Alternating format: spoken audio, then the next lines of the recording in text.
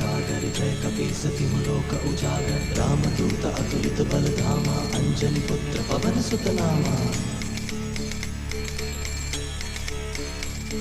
पराक्रम से गूंजे त्रिभुवन धरती पाताल दुष्ट भंजन जल सागर करे पराजय क्रंदन त्रिकाल निरंतर लोक बंधन। महाबली महारुद्र महावज्र शौर्यवान वीर हनुमान महाबली महारुद्र महावज्र शौर्यवान वीर हनुमान।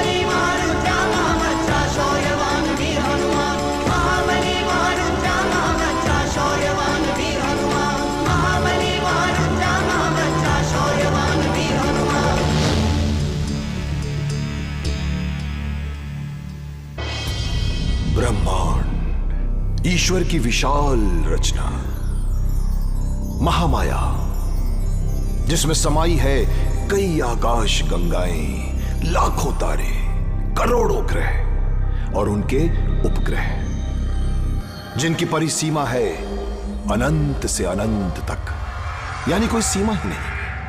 हर एक की निश्चित गति है, निश्चित रास्ता है, क्योंकि इन्हें बांधा है समय ने। ईश्वर की इसी माया का एक और रूप है जीवन, और इस सारी सृष्टि की रचना की है त्रिदेव ने, ब्रह्मा, विष्णु और महेश ने। सृष्टि के निर्माता हैं ब्रह्मा जी, सृष्टि का पालन करने वाले हैं भगवान विष्णु, और बुराइयों का विनाश करने वाले हैं महादेव भगवान शिव।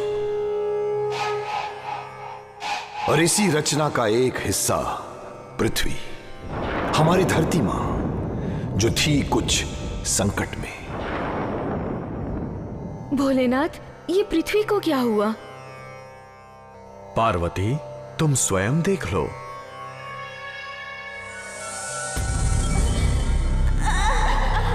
और मां पार्वती ने देखा संकटों से घिरी धरती को, जिस पर हो रहा था आक्रमण, दैत्यों का, दानवों का, राक्षसों का, असुरों का, जहां चारों ओर हाहाकार मचा हुआ था।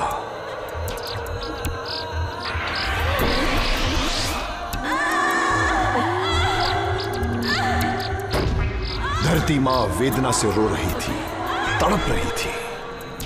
आप कुछ कीजिए प्रभु। अभी उचित समय नहीं है।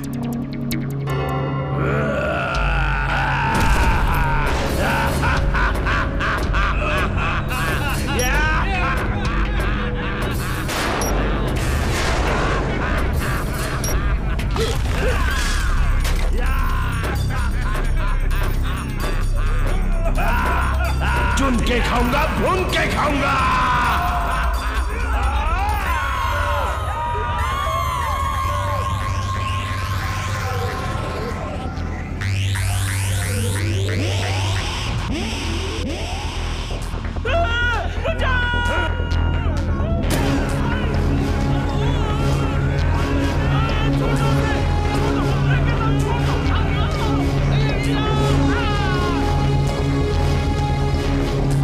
भूल जाओ भगवान को, अब हमारी पूजा होगी।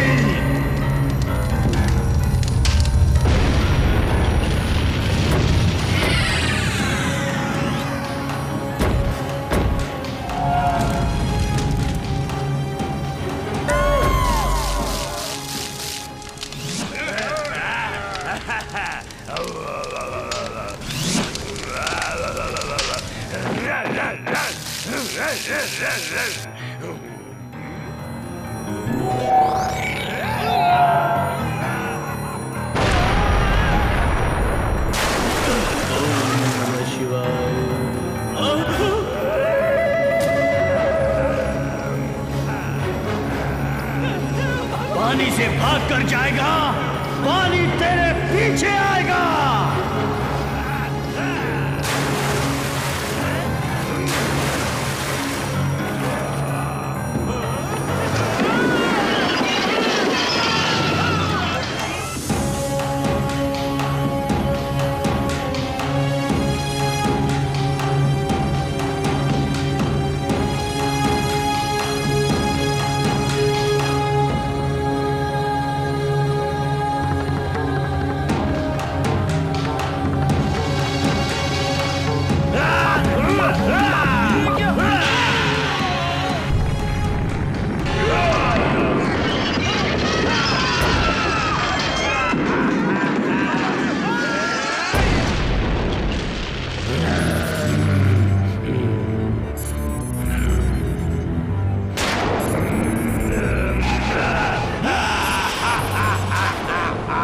मक्खी बन के आऊं, सबको खा जाऊं।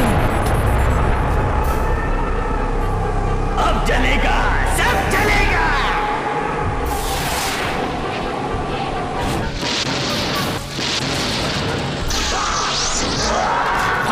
जाएगा कहां? धरती पर अत्याचार बढ़ रहे थे। मानो दानवों का तांडव जीवन को खत्म करने पर तुला था। सत्य और शांति का बचना कठिन था। ऐसे में जीवन को बचाने वाली उस महाशक्ति को जगाने का समय आ गया था। पर इन सब संकटों से दूर स्वर्ग में अप्सराओं के नृत्य में मग्न थे देवताओं के राजा इंद्र।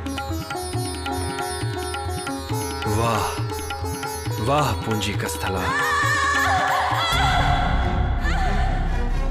ठहरो, किसकी दुख भरी आवाज है ये? नारायण नारायण। इंद्रलोक में आपका स्वागत है। क्या धरती पर कोई संकट आया है? पाप और अनाचार का बोझ बढ़ गया है धरती पर इंद्रदेव। अब वो कहां जा रही है? पीड़ा से मुक्ति पाने ब्रह्मदेव के पास। देवऋषि, हम भी साथ चलते हैं। हाँ चलिए। और सारे देवताओं के साथ नारद और धरती मां पहुंची ब्रह्मदेव के पास। ब्रह्मदेव को नारद का प्रणाम। आयुष्मान भव। बताओ क्या बात है पुत्र? मेरी रक्षा कीजिए ब्रह्मदेव। क्या हुआ है धरती को? कैसा संकट आया है? असुरों ने धरती पर उत्पात मचा रखा है। सत्य कहा।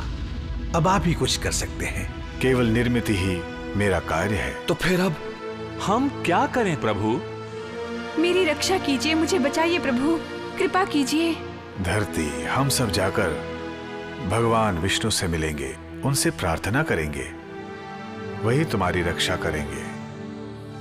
आप लोग चिंता न करें, वो हमारी बात कभी नहीं टालेंगे। मैं स्वयं तुम्हारे साथ चलूंगा। नारायण नारायण। और फिर धरती मां को लेकर सभी पहुंचे वैकुंठ, भगवान विष्णु के पास। प्रणाम प्रभु। प्रभु बताइए, आपकी क्या समस्या है ब्रह्मदेव? प्रभु, धरती के कष्ट केवल आप ही दूर कर सकते हैं। हमें बचाइए प्रभु, आशा लेकर आए हैं, निराश न कीजिए। धरती की रक्षा कीजिए प्रभु। हाँ प्रभु।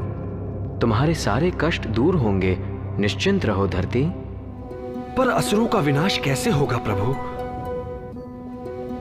दुष्टों के विनाश के लिए मैं अयोध्या में श्री राम के रूप में अवतार लूंगा और इस कार्य में मेरे साथ होंगे महादेव, मेरी मदद के लिए। नारायण नारायण। ओम नमः शिवाय।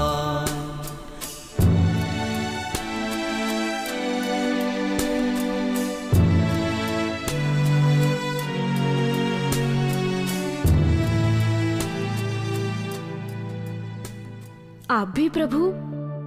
मैं भी इस महान कार्य में भगवान विष्णु की सहायता करूंगा। पर प्रभु, विधाता की ये लीला कब और कैसे शुरू होगी? इस दैवी योजना की तैयारियां शुरू हो गई हैं पार्वती। और इसी समय जंगल में बने एक आश्रम में एक महर्षि महान तप कर रहे थे। उनकी साधना की शक्ति इतनी बढ़ी कि साक्षात देवलोक भी उससे प्रभावित हुए।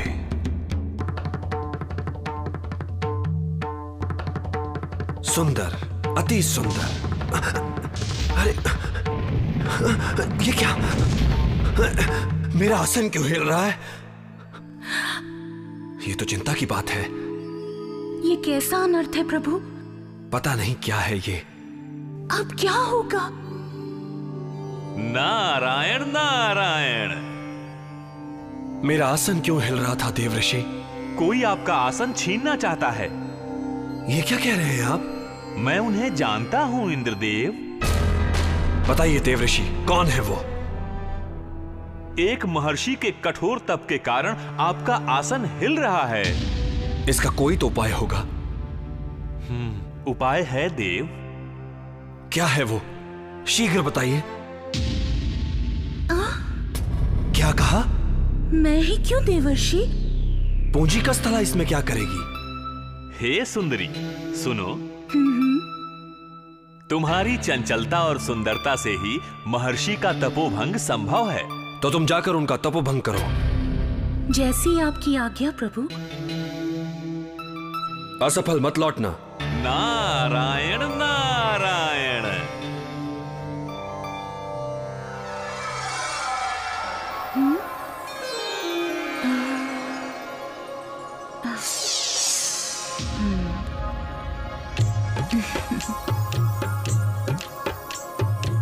और अप्सरा पुंजी कस्थला पहुंच गई महर्षि के आश्रम में और करने लगी प्रयास उनके तपोभंग का।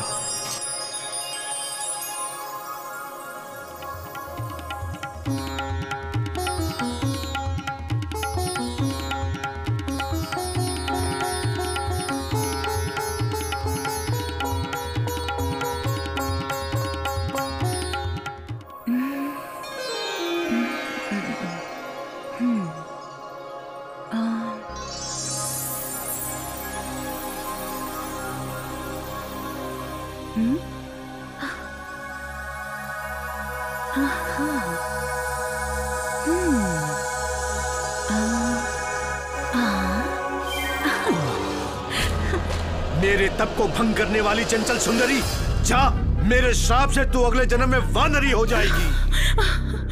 क्षमा करे प्रभु, मैं निर्दोष हूँ। तुम निर्दोष कैसे हो सकती हो? मैंने केवल अपने स्वामी की आज्ञा का पालन किया है। हम जानते हैं तुम्हारे स्वामी ऋषियों के तप से भयभीत हो जाते हैं, पर तुम्हारे अपराध का दंड तो तुम्हें अवश्य मिलेगा। कृपया मुझे दंड न दे मुनिवर। ऋषियों का श्राप कभी विफल नहीं होता। मैं निर्दोष हूँ मुनिवर, मैं निर्दोष हूँ। मुझ पर दया कीजिए, मुझ पर दया कीजिए। दंड तो तुम्हें मिलेगा ही, पर हम उस श्राप में परिवर्तन अवश्य कर सकते हैं। जब चाहोगी तब तुम मानवीय रूप धारण कर सकोगी। अब जाओ। नारायण नारायण। ये कोई साधारण घटना नहीं थी, ये थी दैवी योजना की पहली कड़ी। नारायण नारायण। हाँ? इंद्रदेव, आपका आसन स्थिर हुआ? आसन तो स्थिर हो गया, पर पूंजी कस्थला का क्या? वो वापस नहीं आई, यही बात ना? जी देवऋषि। कुछ समय तक पूंजी कस्थला को भूल ही जाइए। पर अब वो है कहाँ? उसे वानर राज कुंजर की पुत्री अंजनी का रूप मिला है। तो क्या इसके पीछे कोई योजना है? हाँ, अवश्य है देवराज। मैं जानना चाहूंगा कि वो क्या है। पर इंद्रदेव। तो बताइए। इसी अंजनी की कोख से महादेव 11वां अवतार लेंगे। नारायण नारायण।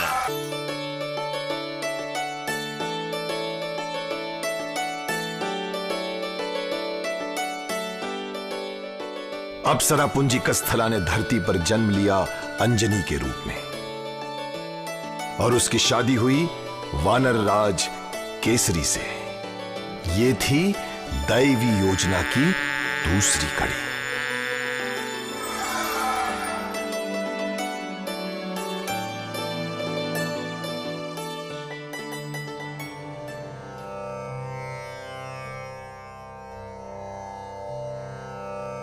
हे पूंजिक स्थला, हे अंजनी, तुम्हारा जीवन तो धन्य है। नारायण नारायण। श्री राम श्री राम श्री राम श्री राम। ये क्या भोलेनाथ, आपके मुंह से राम नाम? इसमें आश्चर्य क्या है देवी? मेरे आराध्य का इसी रूप में अवतरित होने का समय पास आ गया है। वो क्यों? रावण ने अपने अनुचरों के साथ उत्पात मचा रखा है। धरती को उनसे मुक्ति दिलाने के लिए ये अवतार होगा। पर कैसे? रावण तो आपका परम भक्त है स्वामी। रावण ने मेरे 11 अंशों से 10 अंशों की आराधना की है, लेकिन एक अंश की घोर उपेक्षा करता आया है। उसी 11वें अंश के रूप में मैं अवतार लूंगा। और ये होगा कैसे स्वामी? पवन देव की मदद से। पवन देव प्रकट होइए। आपने याद किया प्रभु? हाँ पवन देव, मुझे आपकी सहायता चाहिए। आप आज्ञा दीजिए महादेव।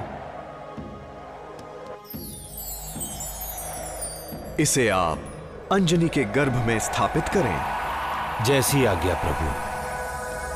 नारायण नारायण।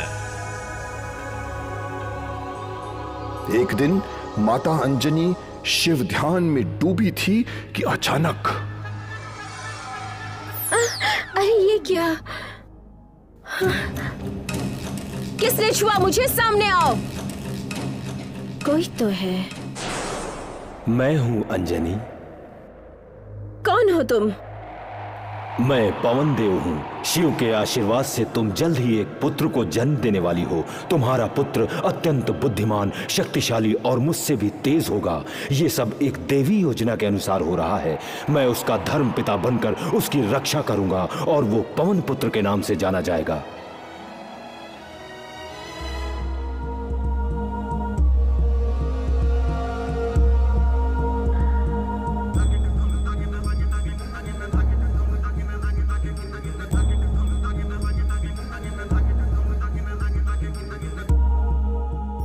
और अब समय आ गया था मेरे यानी शिव के 11वें रूप हनुमान के जन्म का। यह सब तो एक दैवी योजना के अनुसार हो रहा था, पर मेरे पिताजी एक साधारण पिता की तरह चिंता में डूबे हुए थे कि उन्हें बेटा होगा या बेटी।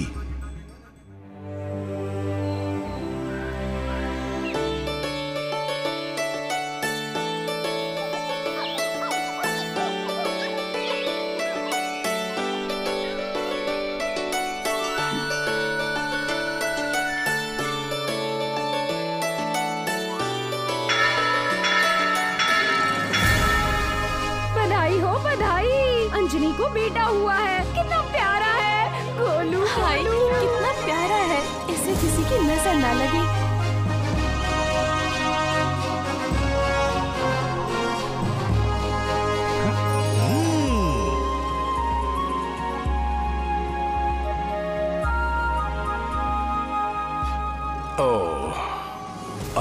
अति सुंदर। कैसे खेल रहा है? आजा मेरा राजकुमार।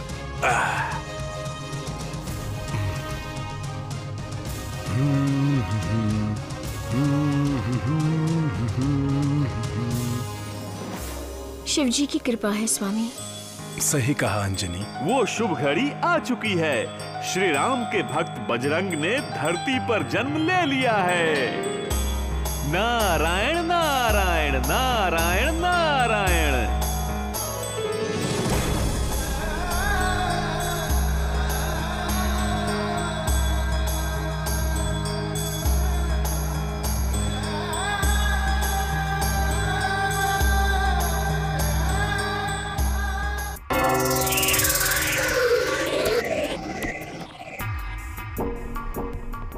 आजा मेरे लाल।